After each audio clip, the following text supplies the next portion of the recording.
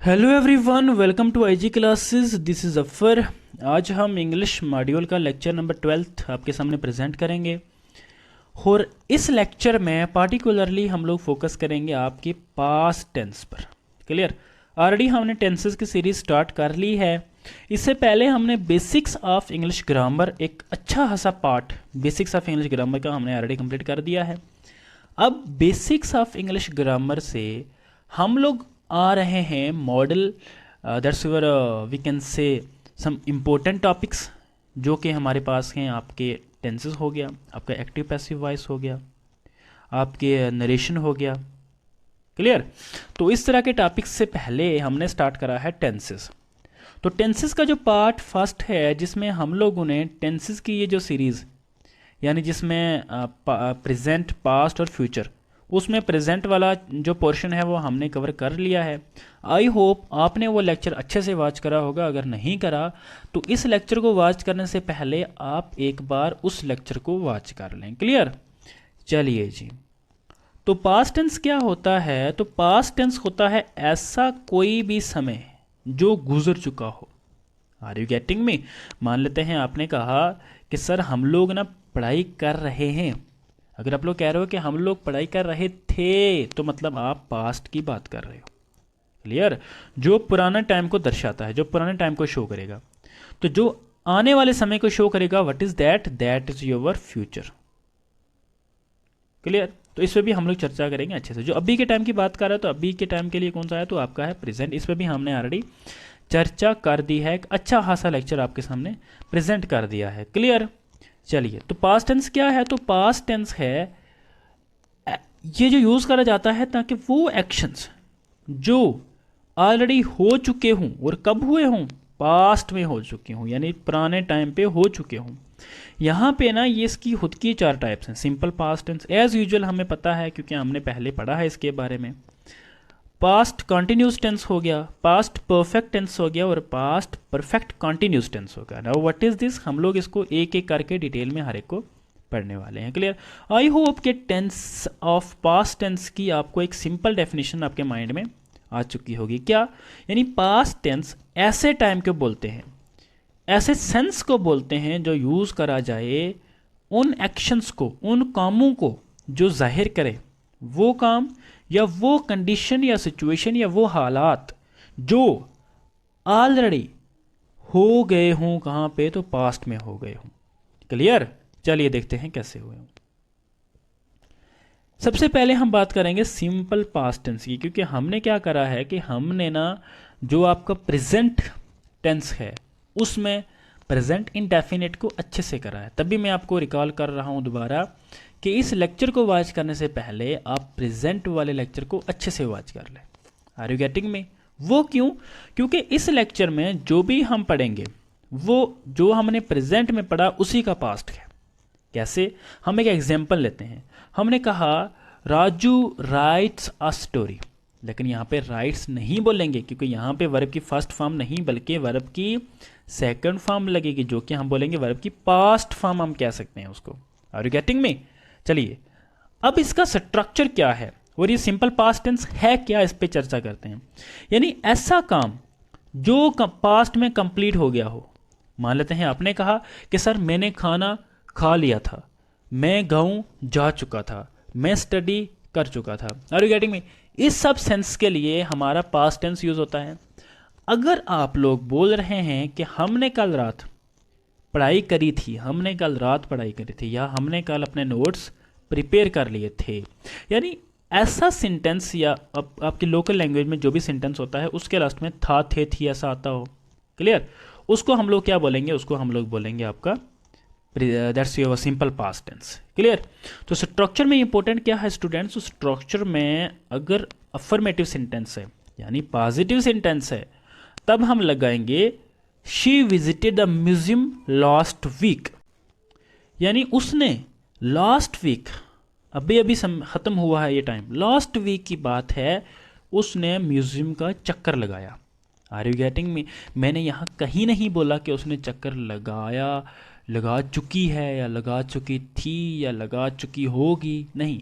मैंने कहा उसने लास्ट टाइम जो लास्ट वीक है, पिछले जो वीक था, पहले वीक जो था, उसमें उसने म्यूज़ियम का चक्कर लगाया। आई हैवेंट सेड अबाउट लगा चुका चुकी, वो कब होगा? वो होगा आपके पास्ट परफेक्ट में।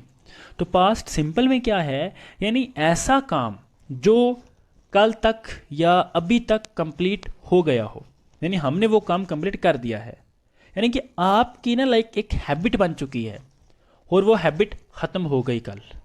आर यू गेटिंग में? मान लेते हैं आपको गाना गाना आता है या आपको गाना गाना पसंद है। आपने कहा कि सर मैंने गाना गाया था, यानी आपकी कोई हैबिट थी, आपका कोई प्रोफेशन था, आपका कोई काम था। मैंने आपको कहा कि मैंने जो लास्ट लेक्चर था वो प्रेजेंट कर दिया था। जो ये था है ना, ये शो करेगा simple past tense. I hope एक सिंपल डेफिनेशन से अब तो चीज़ें क्लैरिटी हो चुकी हो गई चीज़ों में। क्लियर? चलिए जी, अब हम लोग बात करते हैं कि इनका स्ट्रक्चर क्या रहने वाला है। तो अफर्मेटिव में मैंने आपको पहले से ही डे फर्स्ट से कहा था कि मैं आपको ये जो रूल्स हैं ये याद करवाने वाला बिल्कुल नहीं हूँ। मैं आपको क्या याद करवाने वाला हूँ? तो मैं आपको ऐसा कंसेप्ट दूंगा कि आप रूल खुद बनाएंगे। ओके, अगर मैंने कहा, आप एक यहाँ पे डेफिनेशन लें, अगर मैंने कहा शी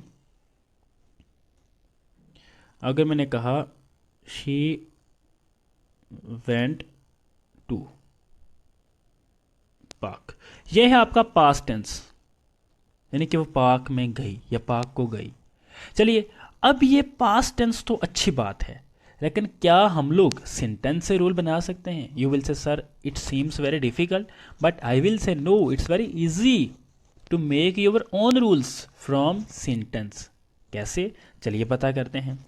हमने कहा शी कौन है?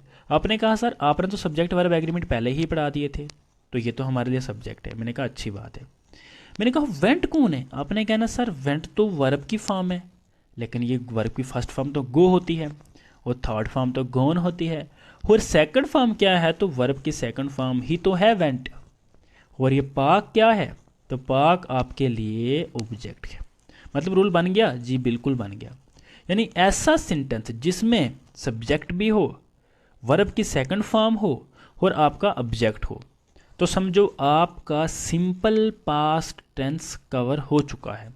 मतलब कोई भी सेंटेंस यार, आप कोई भी सेंटेंस उठा लो, ज़रूरी है उसमें ये चीज़ें होने ज़रूरी हैं। जैसे मैंने कहा I am going to school, क्या इसमें वर्ब की सेकंड फॉर्म है? आप बोलेंगे नहीं सर, आई एम गोइंग लगा है, वर्ब की फर्स्ट फॉर्म है। तो समझो यहाँ पे ही हमारी बात कैंसिल हो गई। मैंने कहा आई रोट अ लेटर, क्या ये पास्ट की सेकंड पास्ट सिंपल है? आई रोट अ, शॉर्ट कर लो, लेटर। क्लियर? आप बोलेंगे सर मानना पड़ेगा सब्जेक्ट तो ये है और ये तो हमारा वर्ब की है और वो भी सेकंड फॉर्म है और ये तो ऑब्जेक्ट। आप बोलेंगे सर बिल्कुल यही तो है आपका पास्ट सिंपल, यानी जिसमें सब्जेक्ट भी हो, आपका वर्ब की सेकंड फॉर्म भी हो और आपका ऑब्जेक्ट हो। तीनों चीज़ें होनी ज़रूरी हैं। अगर तीनों चीज़ें नहीं होंगी तो आपका सेंटेंस नहीं बल्कि फ्रेज कहलाएगा। क्लियर? चलिए जी, अब हम, अगर ये नेगेटिव होगा तो मतलब सिंपल तो है, आई वेंट टू मार्केट नहीं होगा, बल्कि I didn't went to market हो जाएगा। हमने कहा she visited to the museum last week, हम बोलेंगे she did not visit to the museum last night. जो ये विजिटेड है, ओके, इसको उठा देंगे, इसको विजिट बना देंगे, और जो ये ईडी है ये हम लगाएंगे डू के साथ। मुझे बताओ डू की फर्स्ट फॉर्म क्या? बोलें सर डू की फर्स्ट फॉर्म तो डू ही है। मैंने कहा डू की सेकंड फॉर्म, आपने बोला सर डू की सेकंड फॉर्म है आपकी डी, डिड। क्लियर? तो डिड आपकी सेकंड फॉर्म है, तो मतलब यहाँ पे हम लगाएंगे डू की जगह डिड लगा देंगे। तो शी डिड, अब नेगेटिव फॉर्म है तो she did not visit to the museum. जैसे यहाँ पे लिखा है he did not go to the party yesterday, यानी कल वो पार्टी में नहीं गया। क्लियर? तो इसके ये रूल्स भी यहाँ पे हमारे पास क्लियरली लिखे हुए हैं। आई होप चीज़ें समझ आ रही होंगी आपको। उसके बाद जो आपका इंटेरोगेटिव है, इसमें क्या है? इसमें डिड को हम उठा के सबसे पहले ले आएंगे। क्यों? हमने ये क्वेश्चन राइज करना है यार। क्वेश्चन कैसे बनाएंगे? हमने कहा did you went to the party, did you go to the party last week, did you visit that museum, did you visit that mall yesterday. यानी डिड को हम उठा के फर्स्ट पे ले आए, बाकी सेंटेंस हमारा एज इट इज़ ही रहेगा। अगर हम बोलते you did see the movie, क्या ये ठीक होता? बिल्कुल ठीक नहीं होता। हम बोलते you did not see the movie, तब ठीक होता। लेकिन हमने डिड को उठाकर फर्स्ट पे ले आए हैं, did you see the movie, तो ये ठीक हो गया हमारे लिए। क्लियर? आई होप इतना कंसेप्ट समझ आ गया होगा कि सर अगर ये सिंपल फॉर्म है तो इसमें ना लाइक सब्जेक्ट लगेगा, वर्ब की सेकंड फॉर्म लगेगी और ऑब्जेक्ट लगेगा, और यहाँ पे सब्जेक्ट लगेगा, डिड नॉट लगेगा और वर्ब की फर्स्ट फॉर्म लगेगी और ऑब्जेक्ट लगेगा। फिर डिड वाली फॉर्म यानी क्वेश्चन वाली फॉर्म में डिड पहले आ जाएगा, उसके बाद सब्जेक्ट होगा, फिर हमारा वर्ब होगा, और वर्ब की भी फर्स्ट फॉर्म। बेस फॉर्म का मतलब आपको पता है क्या होता है? बेस फॉर्म का मतलब होता है पहली फॉर्म, बुनियादी फॉर्म, बेसिक्स। क्लियर? चलिए जी नेक्स्ट। अब इसके रूल्स क्या हैं? रूल्स क्या होते हैं जी? रूल्स ये होंगे, हमने रेगुलर और इरेगुलर वर्ब तो पहले ही पढ़ रखे हैं। कहा अगर रेगुलर वर्ब, अब रेगुलर वर्ब क्या होते हैं? मैंने आपको बताया था रेगुलर वर्ब ऐसे होते हैं जिनके लास्ट में हम ईडी लगा सकें, जैसे होगा कॉल। अगर आपको ABC या XYZ किसी ने कॉल करी, आप बोलेंगे उसने मुझे कॉल करी, कॉल का पुरानी बात है तो कॉल्ड हो जाएगा। क्लियर? यानी जो ये ईडी है तो ये कौन है? ये ईडी आपका पास्ट फॉर्म है, और ये जो पास्ट फॉर्म है ये किसके साथ लगा? तो ये बेस फॉर्म यानी फर्स्ट फॉर्म के साथ लगा। जैसे हमारा प्ले था, प्लेड बन गया, वर्क था, वर्कड बन गया, कॉल था, कॉल्ड बन गया। Are you getting me? तो ऐसे ही अगर time that's your irregular verb होते, मतलब गो का वेंट बनता है, क्या गो का गोड होगा? ओके, ईडी लगेगा तो नहीं होगा, तो गलत होगा। यानी ऐसे वर्ब जो पास्ट फॉर्म में जाके अपनी फॉर्म को चेंज न करते हों और साथ में ईडी लगाकर कंप्लीट कर देते हों, वो तो हो गए रेगुलर। अगर अपने पूरी फॉर्म को चेंज कर दें तो वो इरेगुलर। ईट का ईट, टेक का टेक इट नहीं बल्कि टुक। ओके, तो इसमें एक्सप्रेशन टाइम का ज़्यादातर क्या यूज़ होता है? तो वो यूज़ होता है आपका yesterday, last week, last month, last year, 1990, 2 days ago। यानी ऐसा समय जिसको अगर हम अपनी लैंग्वेज में पढ़ें तो था थी आ सके सेंटेंस के एंड में। क्लियर? चलिए, अब पास्ट कंटिन्यूस है, आपको तो हर मीनिंग से ही आपको वर्ड से ही पता चल रहा होगा कि सर कंटिन्यूस मतलब कोई काम जो लगातार चल रहा हो, जारी है कोई ये काम चल रहा है ऐसे ऐसे। लेकिन अगर ये चल रहा है तो ये प्रेजेंट हो जाएगा, प्रेजेंट कंटिन्यूस। अगर ये चल रहा था तो ये पास्ट कंटिन्यूस। बस इतना सा तो चेंजेस है इसमें। मतलब हमने कहा प्रेजेंट कंटिन्यूस में हमने बात करी थी कि राजू लिख रहा है, लेकिन यहाँ बोलेंगे सर राजू लिख रहा नहीं बल्कि राजू लिख रहा था। यानी Raju was writing, Raju is writing, it is not the right past tense, it is the present that's your continuous tense. So what is the right past continuous tense? That is your Raju was writing। अगर हम simple में बोलें, हम बोलेंगे sir I was reading book at last night 8 PM। Okay, तो अगर हमने इसका रूल बनाना है तो कैसे बनाएंगे? आप बोलेंगे सर इसका रूल तो डिफ़िकल्ट होगा। मैं कहूँगा नहीं डिफ़िकल्ट होगा, आप एक बार सेंटेंस को बना के तो देखें। देखो ये क्या है? तो ये है आपका सब्जेक्ट, हमने कहा अच्छी बात है। ये है वाज, यानी या तो वाज लगेगा, लेकिन अगर दे होंगे तो क्या लगेगा वो भी साथ में लिख देते हैं, वार लगेगा। प्लस रीड वर्ब की फर्स्ट फॉर्म, प्लस ING, यानी यहाँ पे हम ऐसे ING लगा देंगे। ये फर्स्ट फॉर्म के साथ ही ING लगता है, ओके ना? ये आपको रूल में आप यहाँ पे ING अलग से भी ऐड कर सकते हो अगर आपको ज़रूरत पड़े तो। उसके बाद ऑब्जेक्ट, बस इतना सा तो काम है सारा। यानी सब्जेक्ट लगा, वाजवार लगा, वर्ब की फर्स्ट फॉर्म लगी तो साथ में ING लगा तो ऑब्जेक्ट हो गया। क्लियर? अगर इसका नेगेटिव बनाना है तो सिंपल है, I was not going to school, they were not playing football when I arrived. यानी यहाँ पे भी आप वर्ब की फर्स्ट फॉर्म की जगह ING ऐड करेंगे अपने नोट्स में। क्लियर? चलिए जी, उसके बाद हमारे पास इंटरोगेटिव फॉर्म आती है। तो इसमें भी क्या होगा, वाज वर्ब को हम उठा के, हेल्पिंग वर्ब को उठा के फर्स्ट पे ले आएंगे और आगे एज इट इज सेंटेंस रहेगा। Was she cooking when you called, was she writing when you called, was she picking up the call when you called. Okay, कुछ भी, लेकिन वो प्रेजेंट को दर्शाना चाहिए, दैट्स योर पास्ट को शो करना चाहिए। नेक्स्ट क्या हमारे रूल्स क्या बनेंगे? तो जैसा कि हमने ऊपर पढ़ा आपकी कंटिन्यूज में, कहा रेगुलर वर्ब कौन से हैं, रेगुलर कौन से हैं, यहाँ पे भी सेम कंसेप्ट है। जो वाज होगा वो लगेगा आपका plural, that's your singular subject के साथ, चाहे वो आई हो, ही हो, शी, इट, इन सब के साथ। और जो वर है वो यूज़ करा जाएगा बाकी जो प्लूरल है, जैसे क्या होगा, वी, यू, दे। और जो मेन वर्ब हैं उनमें ing फॉर्म लगेगी। क्लियर? ये यहाँ पे मैंने इसीलिए नहीं लिखा है क्योंकि यहाँ पे वर्ब की फर्स्ट फॉर्म जो भी होती है उसमें यहाँ पे ing फॉर्म यूज़ करी जाती है पास्ट कंटिन्यूस वाले सेंस में। क्लियर? रूल हमने यहाँ पे भी लिखे हुए हैं। उसके बाद टाइम एक्सप्रेशन क्या शो करेगा? हम बोलेंगे किस टाइम, कब या जब, 6 बजे, पूरा दिन, पूरी evening. Are you getting me? समझ आ रही है आपको? आप बोलेंगे सर ऑल इवनिंग पे कौन सा सेंटेंस बनेगा? हम बोलेंगे she was working all evening, यानी पूरी इवनिंग में, पूरी शाम में। ये एक्चुअल में ये फ्रेज है पूरा, एक्चुअल में this is not an actual word, this is just an a type of idiom phrase. Clear? चलिए, उसके बाद है पास्ट परफेक्ट टेंस। आ गए हम अपनी बात पर। अगर हम लोग बोलेंगे राजू, सिंपल एक एग्जांपल देखना, राजू हैज़ डन इट, तो ये कौन सा हो जाएगा? आपने कहना सर आपने ही तो कल पढ़ाया कि अगर हैज़ या हैव लगा तो हमारा पास्ट हो जाएगा। फिर मैं कहूँगा बहुत अच्छा पढ़ा आपने। आज हम इसी चीज़ को थोड़ा सा चेंज करेंगे। क्या? हम अब पास्ट फॉर्म में हैज़ नहीं बल्कि हैड लगाएंगे। बस इतना सा फ़र्क है, बाकी पूरा सेंटेंस सेम है। वो कुछ समझे आप लोग? यानी प्रेजेंट परफेक्ट की तरह ही पास्ट परफेक्ट है। What is new here, what is novel here? The novelty is that we don't use, what we don't use? We don't use have या has, but we use had only.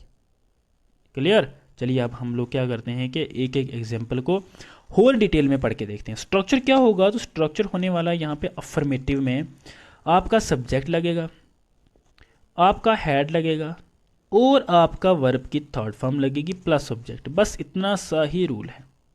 I hope at least जो मैंने अलग से लिखा है ये rule तो आपको कभी नहीं भूलने वाला। क्यों? क्योंकि प्रेजेंट फॉर्म में सेम सेम था, हाल ही वहाँ पे हमने हैज़ या हैव लिख दिया था, लेकिन अब हम यहाँ पे ऐसा कुछ नहीं करने वाले हैं, तो ये एज इट इज़ ही रहेगा। क्लियर? चलिए जी, तो ये हो गया आपका अफर्मेटिव सेंटेंस में। कोई एग्जांपल देखेंगे? आप बोलेंगे सर आपने अपनी तरफ से करा दिया। शी हैड, सब्जेक्ट है, हैड है, फिनिश ना हो के फिनिश्ड वर्ब की थर्ड फॉर्म है, her homework before I arrived. Clear?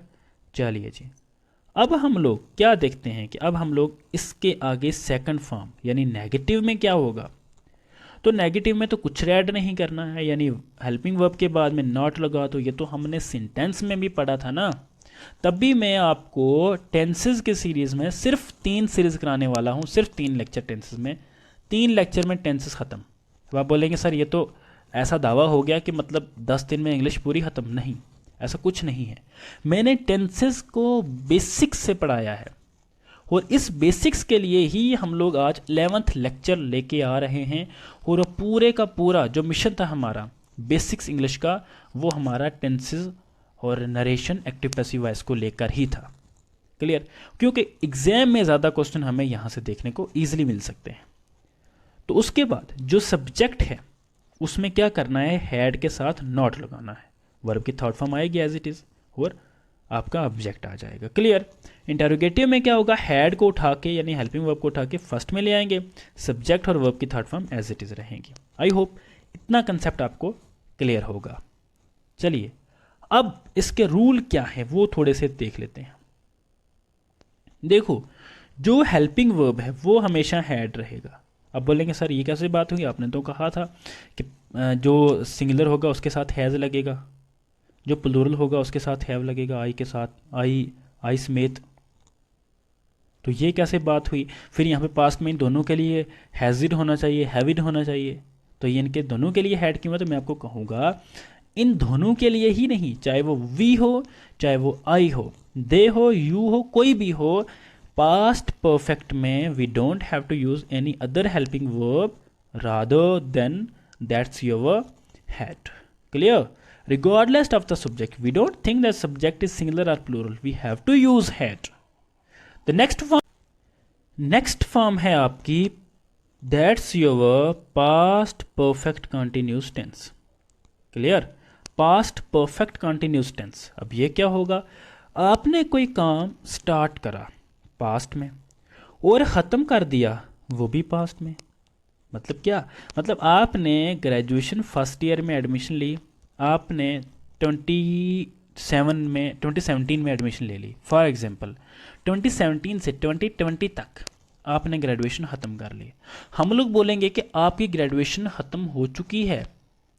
तो क्या मतलब पास्ट में आपने काम स्टार्ट करा और पास्ट में ही ख़त्म कर दिया, एक छोटे से पॉइंट से लेकर एक नेक्स्ट छोटे पॉइंट तक। ओके, यही तो है हमारा छोटा सा कंसेप्ट। लेकिन अब हम इसका यूज़, इसके एग्जाम्पल का यूज़ यहाँ पे कैसे करते हैं? यानी कि वो काम उस टाइम से लेकर कुछ दूसरे पॉइंट तक चलना चाहिए था। Are you getting me? यानी वहाँ से लेकर, अगर आपने आज आप जी रहे हैं 2010 में, 2010 में, आपने 2010 से लेकर आप स्ट्रगल कर रहे थे 2020 तक, तब जाके आपको क्या हुआ? आपको कुछ आपका टारगेट वाली चीज़ मिली। आपने कोई गोल अचीव करना था, आपने किसी सब्जेक्ट में मास्टर्स करना था, ग्रेजुएशन करनी थी, तो ये आपने 2020 में जाके अचीव कर लिया। मतलब आप क्या बोलेंगे सर? आप बोलेंगे I had been preparing for NEET या प्रिपेयरिंग फॉर ग्रेजुएशन या preparing for masters from 10 year. Okay, for 10 year ने 10 साल के लिए लगातार आप तैयारी कर रहे थे। Are you getting me? चलिए अब हम इसको अपने एग्जाम्पल छोड़कर हम टेक्स्ट पे आते हैं। यहाँ पे इसका यूज़ कहाँ होगा? तो ऐसा एक्शन जो प्रोग्रेस में रहा हो, अभी नहीं प्रोग्रेस में रहा होगा। अभी अगर प्रोग्रेस में होगा तो ये तो प्रेजेंट परफेक्ट कंटिन्यूस होगा। फिर हमने पास्ट परफेक्ट क्यों बोला? क्योंकि ये एक्शन कुछ और होने वाला था, उससे पहले पहले ही एक्शन ख़त्म हो गया। Are you getting me? आपने नीट की तैयारी करी 2010 से 2020 तक, 10 साल के लिए आपने नीट की तैयारी करी, या किसी JKAS की या सिविल सर्विस की किसी एग्ज़ाम की। क्लियर? अब आप लोग 20 के बाद NT की तैयारी, नायब तहसीलदार की तैयारी, दैट्स योर JKP SI की तैयारी या किसी और एग्ज़ाम की तैयारी अब आप लोग हमारे साथ स्टार्ट कर रहे हैं। तो मतलब क्या हुआ इस चीज़ का?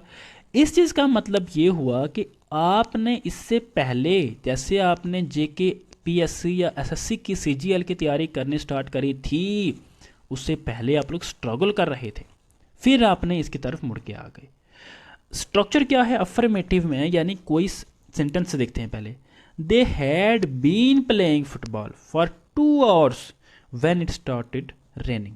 यानी बारिश होने से पहले, आर यू गेटिंग मी? बारिश होने से पहले, उससे 2 घंटा पहले वो लोग क्या कर रहे थे? तो वो लोग खेल रहे थे।